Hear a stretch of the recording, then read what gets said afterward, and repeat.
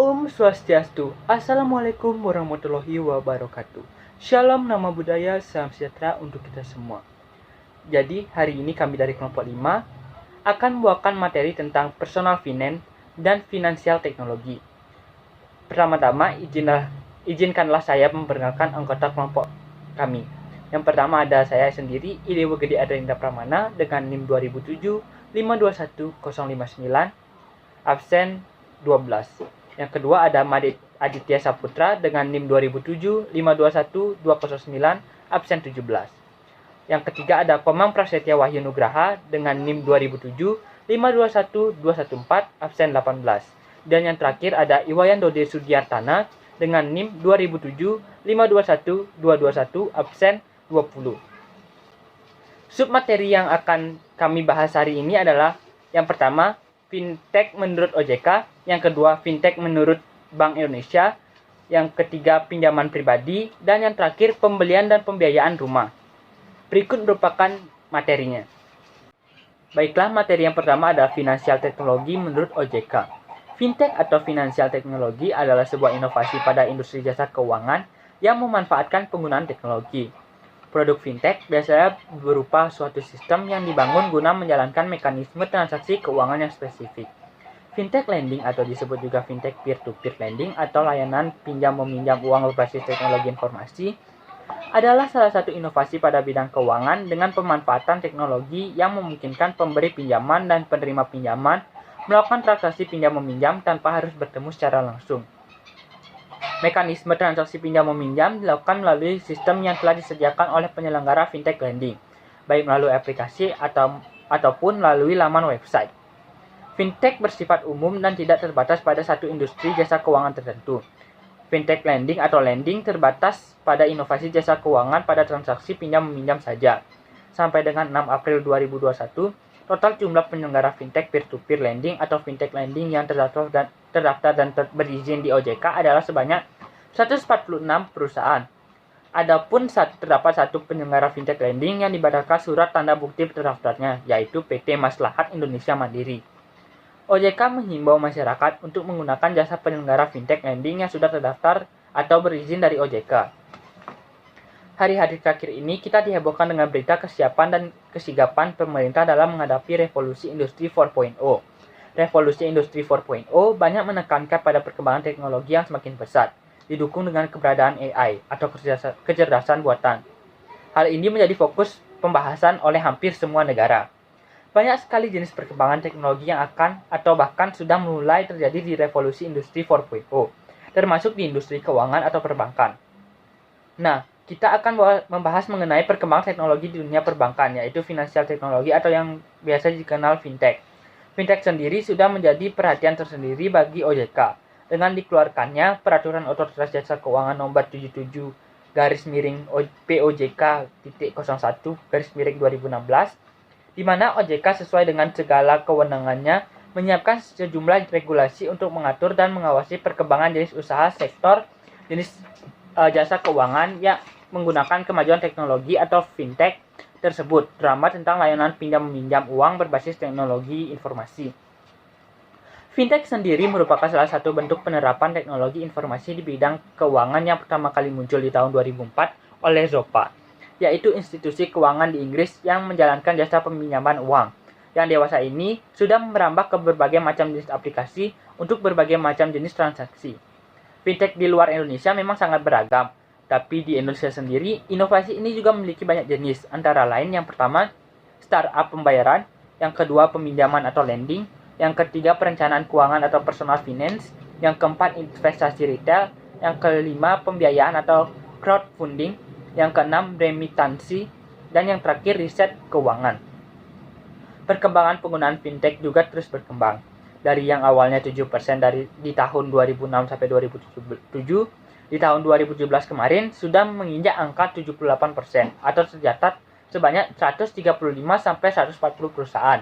Dengan total nilai transaksi fintech di Indonesia pada tahun 2017 tersebut diperkirakan mencapai 202,77 triliun rupiah.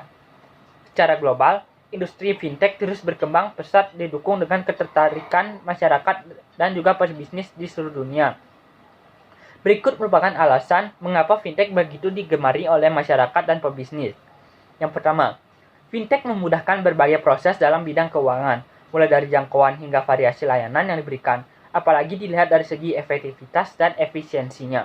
Yang kedua, berkembang teknologi yang menunjang fintech terus bermunculan dan mendukung inovasi yang bisa diberikan fintech itu sendiri.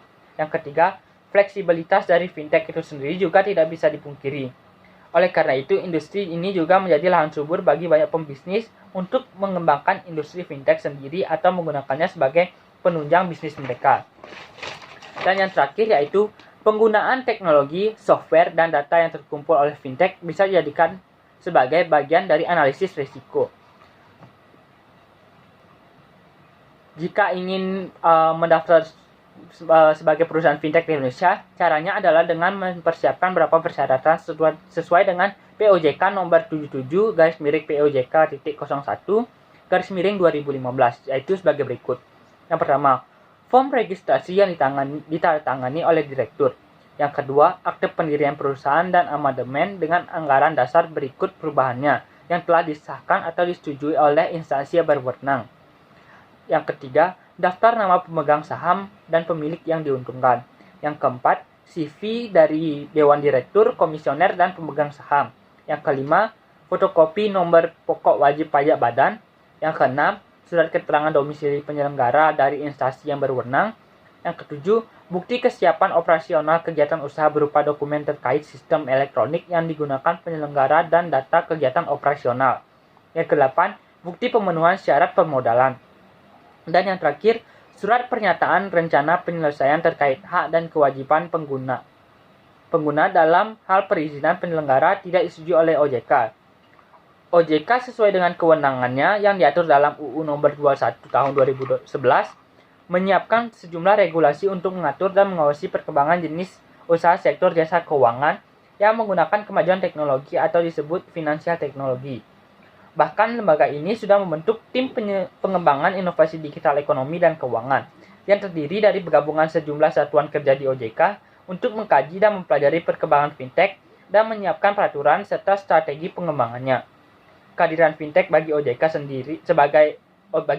sebagai otoritas di industri jasa keuangan merupakan peluang untuk terus meningkatkan perkembangan sektor jasa keuangan termasuk mendorong program inklusi keuangan.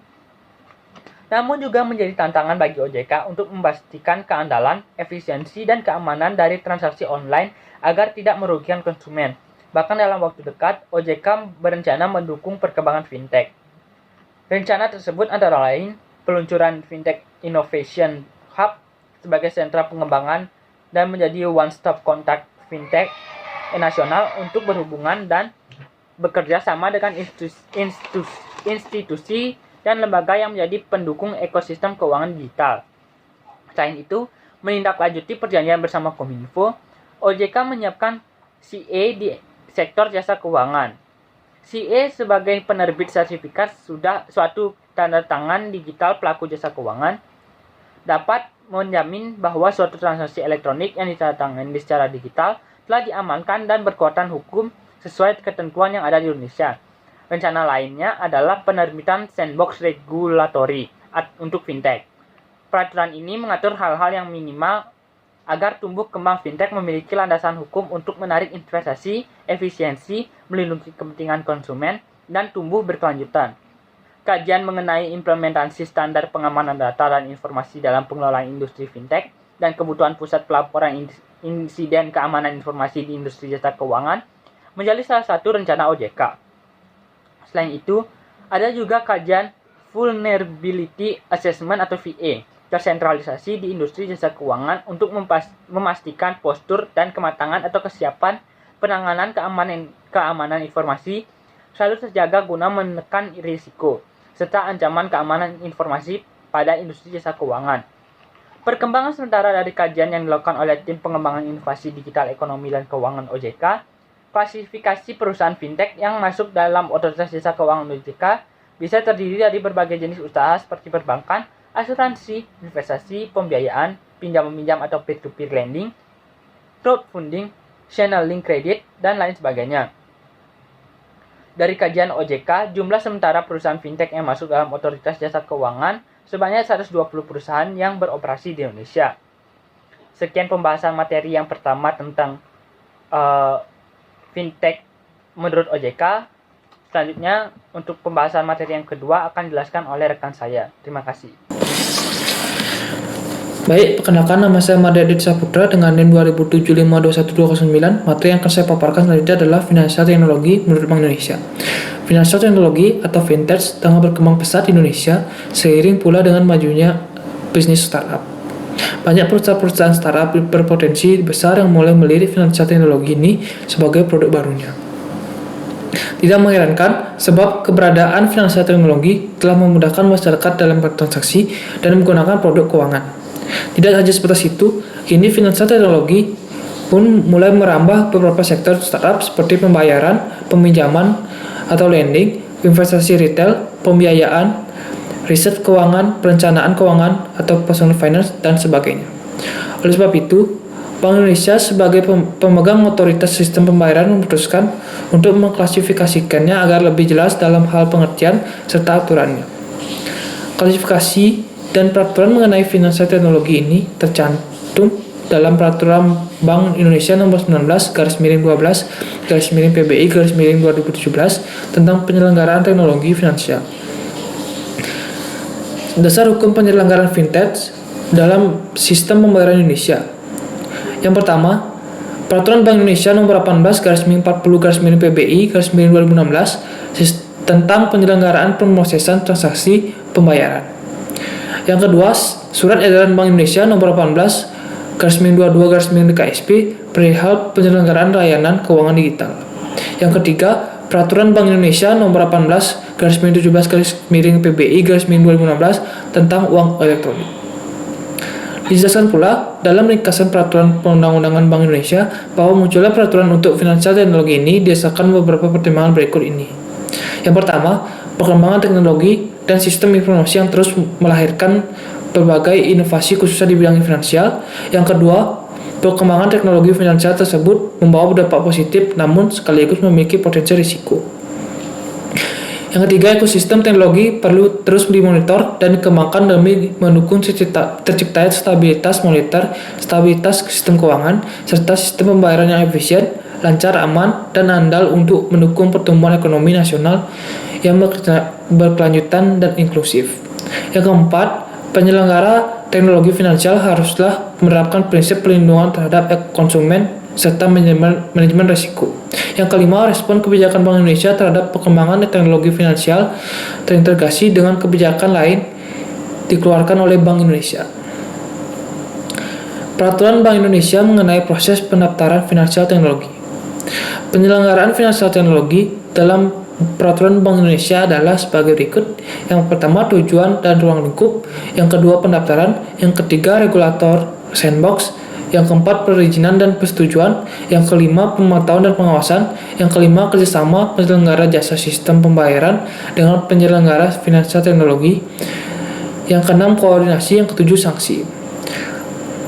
Dalam Peraturan Bank Indonesia disebutkan bahwa kategori atau bentuk finansial teknologi ini dapat meliputi sistem pembayaran, pendukung pasar, manajemen investasi, dan manajemen risiko, pinjaman, pembiayaan, penyediaan modal, serta jasa finansial lainnya. Bagi Anda yang berminat menjadi salah satu penyelenggara finansial teknologi seperti yang disebutkan, wajib hukumnya untuk melakukan pendaftaran terlebih dahulu di Bank Indonesia.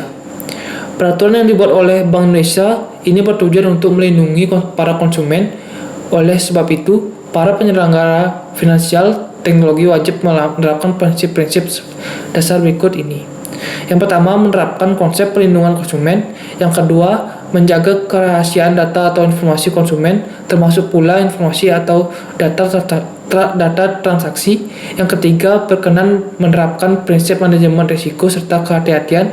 Yang keempat, menggunakan mata uang rupiah dalam transaksi dalam negeri. Yang kelima, mampu menerapkan prinsip anti pencucian uang serta mencegah pendanaan terorisme. Yang keenam, memenuhi ketentuan UU yang berlaku. Yang ketujuh, tidak diperkenakan melakukan kegiatan sistem pembayaran dengan virtual currency. Apabila penyelenggara finansial teknologi telah lolos dan terdaftar di Bank Indonesia, maka Bank Indonesia akan mengumumkan pada laman resminya secara berkala.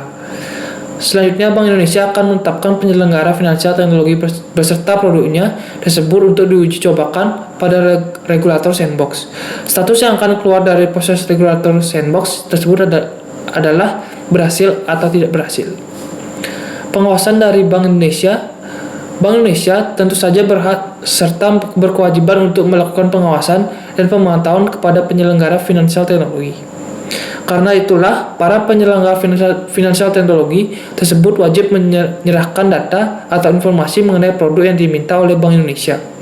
Demikian pula terhadap penyelenggara jasa sistem pembayaran yang telah memperoleh izin juga akan dilakukan pengawasan oleh Bank Indonesia. Dan apabila terjalin kerjasama antara penyelenggara jasa sistem pembayaran dengan penyelenggara finansial teknologi yang telah terdaftar, maka hal tersebut wajib untuk mendapatkan persetujuan terlebih dahulu dari Bank Indonesia. Penyelenggara jasa sistem pembayaran tidak diperkenakan untuk bekerjasama dengan penyelenggara finansial teknologi yang belum terdaftar di Bank Indonesia. Baik, sekian pemaparan materi yang saya sampaikan. Saya ucapkan terima kasih. Perkenalkan, nama saya Iwayan Dude Setiartana dengan NIM 20075212221 dengan absen 20. Baik, kali ini saya akan membawakan materi tentang pinjaman pribadi. Latar belakang pinjaman pribadi. Pinjaman pribadi adalah jenis pinjaman angsuran di mana seseorang mengambil uang untuk penggunaan pribadi untuk alasan apapun yang mereka miliki. Konsumen biasanya mendapatkan pinjaman pribadi untuk membiayai pembelian besar seperti mobil atau proyek perbaikan rumah. Pinjaman pribadi berbeda dari akses ke kredit dari kartu kredit karena pinjaman pribadi biasanya digunakan untuk membiayai satu pembelian besar dan memiliki jadwal pembayaran tertentu. Pinjaman diberikan pada saat pembelian dan digunakan bersama dengan uang muka tunai untuk menutupi seluruh harga pembelian. Anda dapat melunasi pinjaman pribadi berdasarkan cicilan, misalnya dengan melakukan pembayaran setiap bulan selama 48 bulan ke depan. Sumber pinjaman pribadi. Langkah pertama dalam mendapatkan pinjaman pribadi adalah mengidentifikasi kemungkinan sumber pembiayaan dan mengevaluasi kemungkinan ketentuan pinjaman. Dua sumber umum pinjaman pribadi adalah lembaga keuangan atau anggota keluarga. Lembaga keuangan, sumber pembiayaan yang paling umum untuk pinjaman pribadi adalah dari lembaga keuangan. Bank umum, lembaga tabungan, dan serikat kredit memberikan pinjaman pribadi. Mereka mengumpulkan dana yang disetorkan yang mereka terima dari penghemat untuk membuat pinjaman bagi peminjam. Perusahaan pembiayaan juga memberikan pinjaman pribadi. Beberapa perusahaan pembiayaan adalah anak perusahaan produsen mobil yang membiayai pembelian mobil. Contohnya adalah Wuling Finance. Selanjutnya adalah keluarga dan teman. Sumber pembiayaan alternatif adalah anggota keluarga atau teman. Jika mereka percaya bahwa Anda akan membayar pinjaman tepat waktu dan penuh, mereka mungkin bersedia memberi Anda pinjaman yang mendapatkan suku bunga yang sama dengan rekening tabungan mereka. Menentukan apakah pinjaman masuk akal. Sebelum meminjam, pertama-tama Anda harus memutuskan apakah pinjaman masuk akal. Bahkan jika Anda bisa mendapatkan pinjaman itu bukan ide yang baik, pinjaman akan mengharuskan Anda untuk melakukan pembayaran berkala dari waktu ke waktu. Pertimbangkan pengorbanan yang mungkin harus dilakukan di masa depan dikarenakan menggunakan sebagian dari penghasilan bulanan pribadi untuk melunasi pinjaman daripada menggunakan uang untuk tujuan lain. Misalnya, pinjaman $2.000 untuk membeli mobil bekas sehingga Anda dapat bolak-balik ke tempat kerja Anda dan ke sekolah mungkin masuk akal. Namun pinjaman $30.000 sehingga Anda dapat membeli mobil baru harus dipikirkan kembali. Pinjaman besar seperti itu akan membutuhkan pembayaran bulanan yang sangat besar dan memungkinkan membuat kita hanya memiliki sedikit penghasilan yang tersisa untuk menutupi kebutuhan sehari-hari. Selanjutnya adalah proses pinjaman pribadi. Terdapat beberapa proses yang harus dilalui dalam mengajukan pinjaman pribadi dari lembaga keuangan. Proses tersebut meliputi proses pengajuan. Saat mengajukan pinjaman, diperlukan informasi dari neraca pribadi dan laporan arus kas pribadi untuk mendokumentasikan kemampuan kita untuk membayar pinjaman.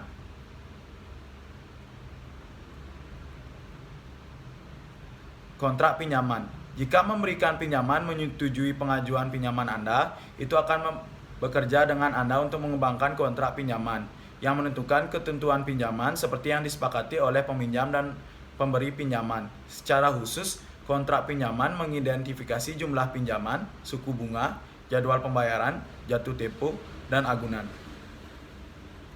Cosigning. Beberapa peminjam hanya dapat memperoleh pinjaman pribadi jika seseorang dengan riwayat kredit yang lebih kuat bercosign. Pemiliknya bertanggung jawab atas saldo yang belum dibayar jika meminjam tidak melunasi pinjaman.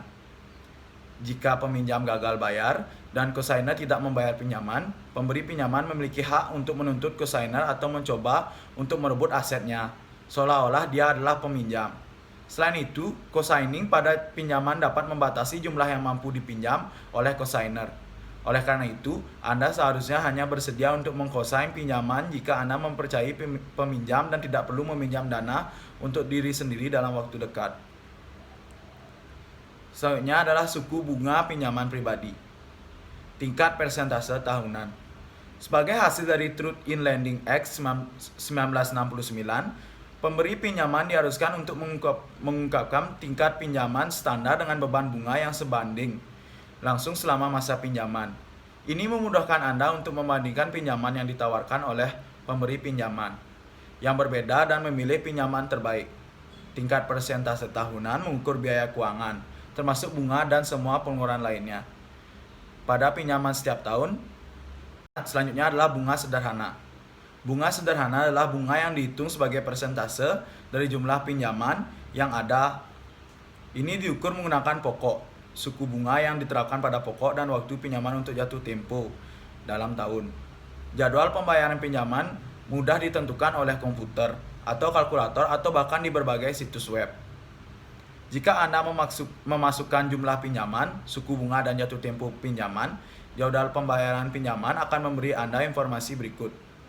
Yang pertama adalah pembayaran bulanan. Yang kedua adalah jumlah setiap pembayaran bulanan yang diterapkan untuk membayar bunga. Yang ketiga, jumlah setiap pembayaran bulanan yang diterapkan untuk membayar pokok pinjaman. Dan yang terakhir adalah saldo pinjaman terutang yang tersisa setelah setiap pembayaran bulanan. Selanjutnya adalah bunga add-on. Metode penentuan pembayaran bulanan pinjaman melibatkan perhitungan bunga yang harus dibayarkan pada jumlah pinjaman, menambah bunga dan pokok pinjaman, dan membagi dengan jumlah pembayaran dengan metode bunga tambahan. Jumlah pembayaran bulanan ditentukan dengan menghitung bunga yang harus dibayarkan pada jumlah pinjaman, menambahkan bunga dan pokok pinjaman bersama-sama, dan membagi dengan jumlah pembayaran. Adapun contoh di mana Anda menerima pinjaman sebesar $2.000 untuk dilunasi selama 1 tahun. Tetapi asumsikan bahwa Anda dikenakan bunga 12%. Berdasarkan metode add-on, Anda akan terlebih dahulu menentukan jumlah bunga yang terutang dengan menerapkan suku bunga tahunan ke jumlah pinjaman. Utang bunga sama dengan $2.000 dikali 12%, sama dengan $240. Selanjutnya tentukan total pembayaran yang terutang dengan menambahkan bunga ke jumlah pinjaman. Total pembayaran sama dengan $2.000 ditambah $240 sama dengan $2.240. Terakhir, bagi total pembayaran dengan jumlah pembayaran bulanan. Pembayaran bulanan sama dengan $2.240 dibagi 12 sama dengan $186,67.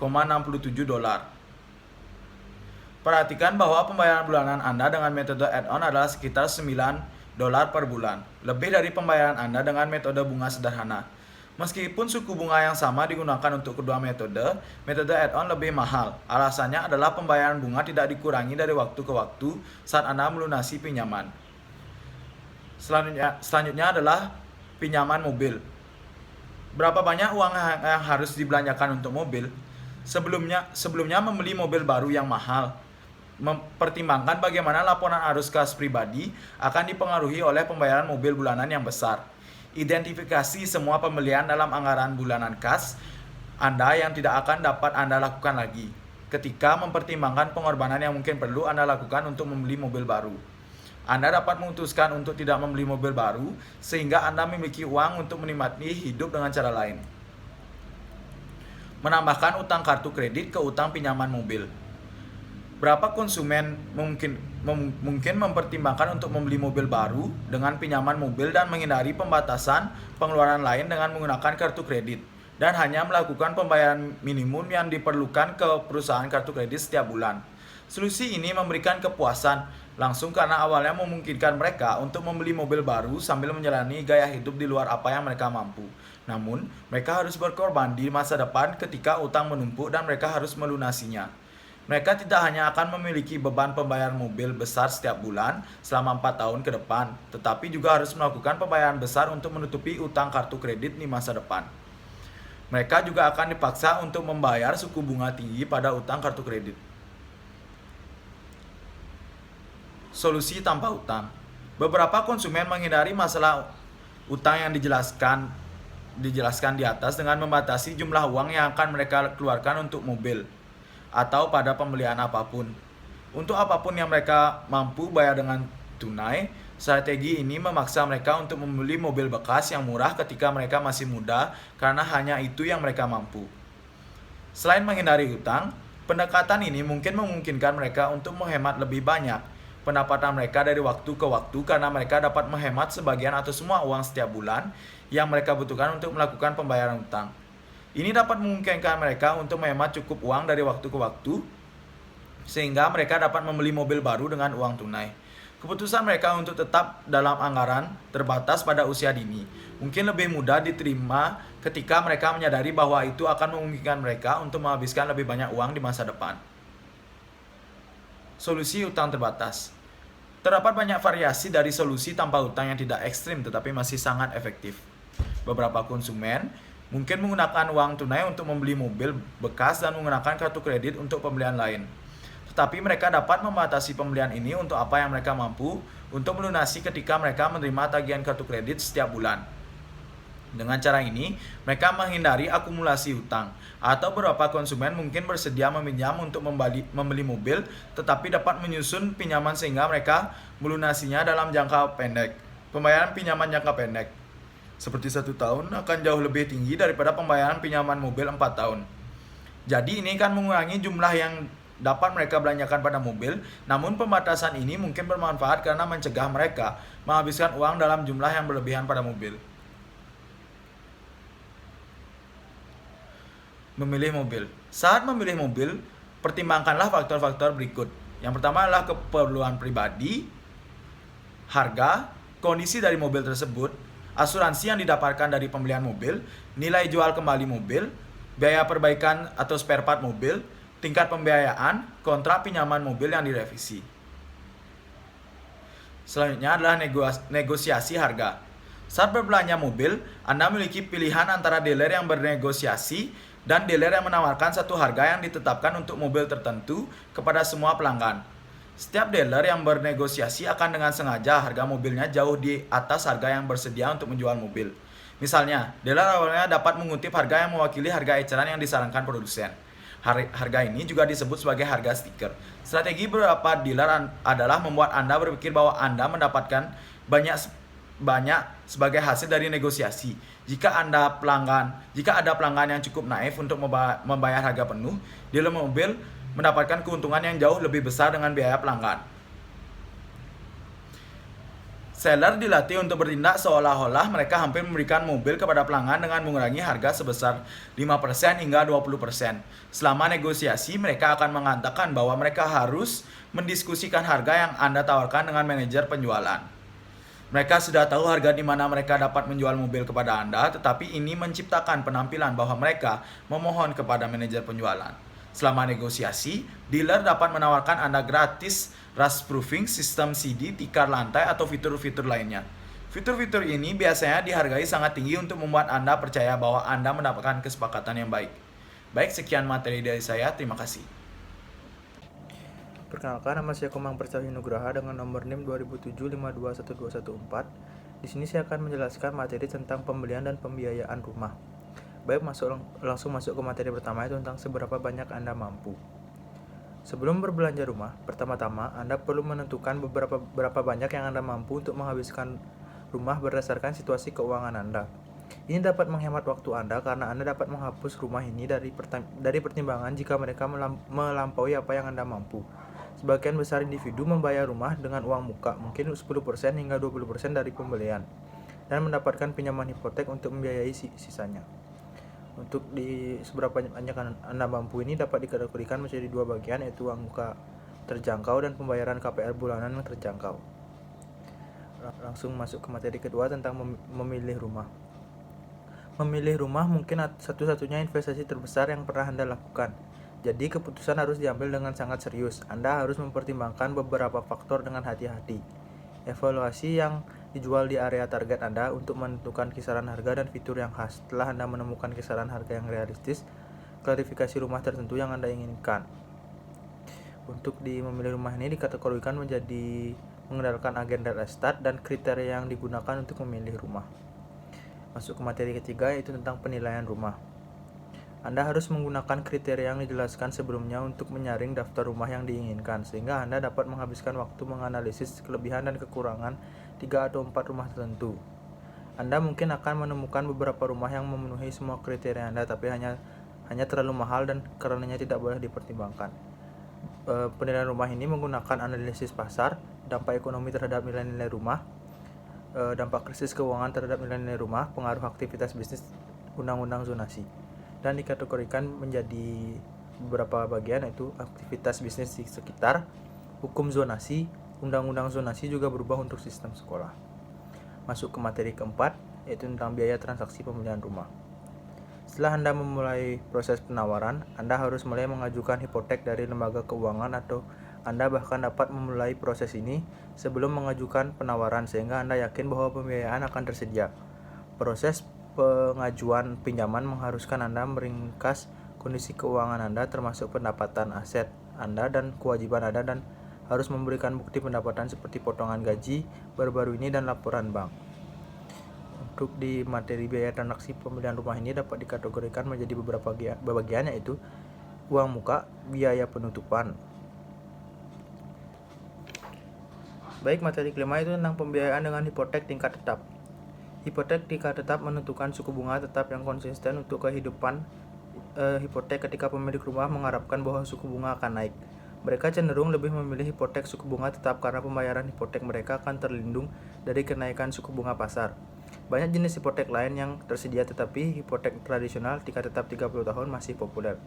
Anda dapat mengakses berbagai situs web untuk mendapatkan ringkasan umum tingkat hipotek yang berlaku, tapi tarif bervariasi di antara lembaga keuangan. Untuk di materi kelima ini dapat dikategorikan menjadi beberapa bagian, yaitu tentang tabel amortisasi, dampak dari jumlah hipotek dari jumlah bulanan, dampak suku bunga pada pembayaran bulanan, dampak jatuh tempo KPR terhadap pembayaran bulanan, dan yang terakhir memperkirakan pembayaran hipotek bulanan. Materi ke-6, pembiayaan dengan KPR tingkat yang dapat disesuaikan. Alternatif untuk hipotek suku bunga tetap adalah hipotek tingkat yang dapat disesuaikan atau ARM, di mana bunga berutang perubahan dalam menanggapi pergerakan suku bunga tertentu yang ditentukan pasar. ARM terkadang disebut sebagai hipotek tingkat variabel. AME pasti harus mempertimbangkan bersama dengan hipotek tingkat tetap seperti tingkat tetap. ARM dapat diperoleh untuk jatuh tempo 15 tahun atau 30 tahun. Untuk pembiayaan dengan KPR tingkat yang dapat disesuaikan dibagi menjadi 3 bagian, yaitu laju awal, indeks suku bunga tetap, dan frekuensi penyesuaian tarif. Materi ke-7 yaitu tentang keputusan untuk memiliki versus menyewa rumah. Ketika mempertimbangkan pembelian dan karena itu kepemilikan rumah, Anda harus mengurangi biaya pembelian rumah dengan biaya sewa. Orang-orang mengaitkan kelebihan dan kekurangan yang berbeda untuk memiliki rumah versus menyewa karena preferensi bersubjektif.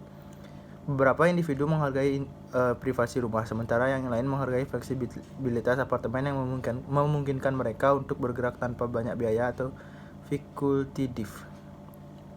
Materi ke-8, memperkirakan total biaya sewa dan pemilikan. Biaya utama menyewa rumah adalah pembayaran sewa bulanan. Ada juga biaya niti, opportun untuk tying up dana dalam deposit jaminan. Dana tersebut bisa saja diinvestasikan jika Anda tidak perlu memberikan uang jaminan. Kemungkinan biaya sewa lainnya adalah pembelian asuransi penyewa.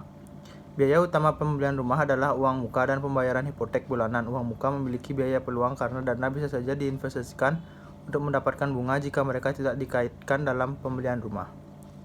Materi ke-9, jenis hipotek khusus. Dalam beberapa kasus, calon pembeli tidak memenuhi syarat untuk hipotek tingkat tetap tradisional atau hipotek tingkat yang dapat disesuaikan. Beberapa jenis KPR khusus tersedia yang bisa membuat rumah lebih terjangkau, yaitu hipotek pembayaran yang lulus, hipotek pembayaran balon, hipotek khusus bunga. Baik, masuk ke materi terakhir yaitu tentang refinancing hipotek. Refinancing KPR melibatkan pembayaran KPR existing dengan KPR baru yang memiliki suku bunga lebih rendah. Anda dapat menggunakan refinancing hipotek untuk mendapatkan mortgage baru jika suku bunga pasar menurun. Salah satu kerugian dari refinancing hipotek adalah Anda akan dikenakan biaya penutupan lagi. Namun demikian mungkin masih menguntungkan untuk pembiayaan kembali karena penghematan pembayaran hipotek bulanan Anda mungkin melebihi biaya penutupan baru. Sekian pemaparan materi dari saya kembalikan kepada moderator. Baiklah, sekian presentasi dari kelompok kami. Bila teman-teman ada yang memiliki pertanyaan, bisa memberikan pertanyaan pada forum diskusi yang telah diberikan. Mohon maaf bila ada kesalahan kata maupun perbuatan. Kami tutup dengan Paramo Santi. Om Santi Santi Santi Om. Assalamualaikum warahmatullahi wabarakatuh. Shalom nama budaya, salam sejahtera untuk kita semua.